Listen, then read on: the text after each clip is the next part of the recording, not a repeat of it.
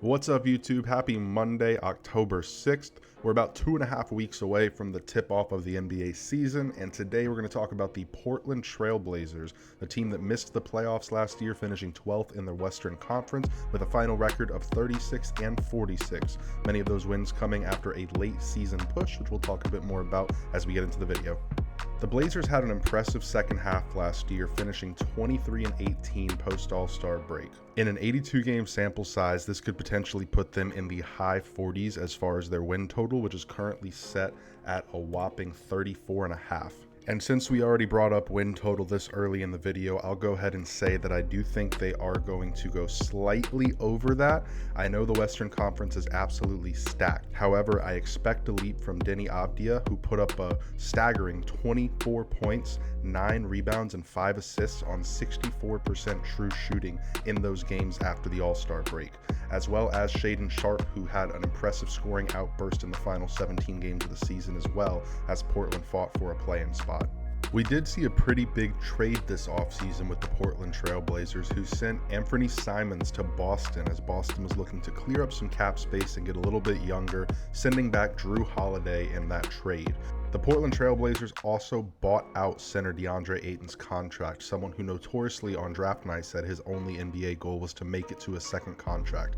He ended up signing with the Los Angeles Lakers, and this kind of paves the way for second-year center Donovan Clingan to enter that starting lineup and take over as the big man of the future for these Blazers. The Blazers also added Damian Lillard in free agency, but he will miss the entire season rehabbing his Achilles injury. I do hope that Dame is a great veteran presence for some of the young guys like Deni and Shaedon Sharpe on this team.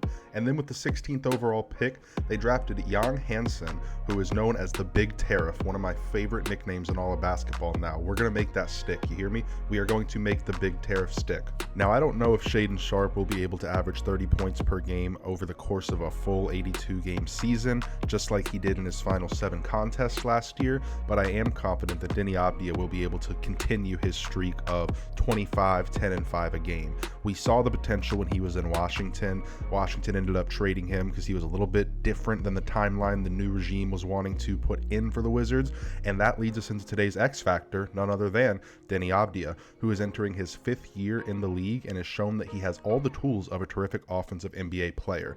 He's always been a tremendous playmaker and had a great finishing ability with his right hand, and he's now developing his left hand, and he could always handle the ball with ease. His shooting was tremendously improved last year, leading the Blazers an offensive rating of 113, as well as points per shot with a 1.44 point per shot total. If we see a full season of last year's stretch, Avdija should be in contention for the Most Improved Player award and can help propel the Blazers over that win total we talked about earlier. I also want to touch on Scoot Henderson, the former 3rd overall pick by the Blazers in the 2023 draft, who averaged 12 points, 5 assists, and 3 rebounds on 26 minutes a night last year. The unfortunate news broke on Friday that he did tear his hamstring and will miss the first 4 to 8 weeks of the season.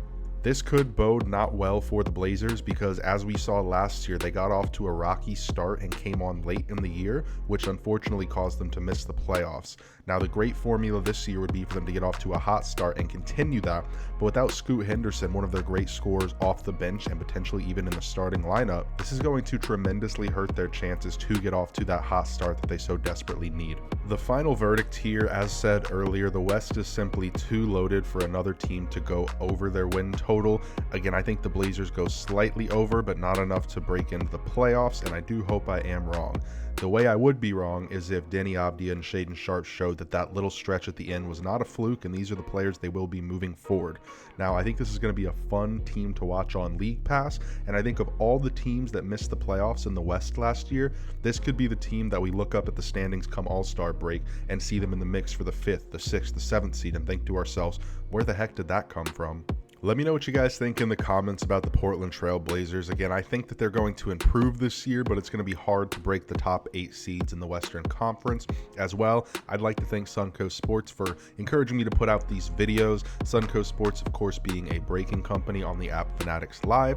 Fanatics Live being an app where we get all kinds of exclusive NBA trading cards, memorabilia, and autographs from legends, stars, and rookies alike. Let me know which team you want me to cover next, and as always, enjoy the rest of your day.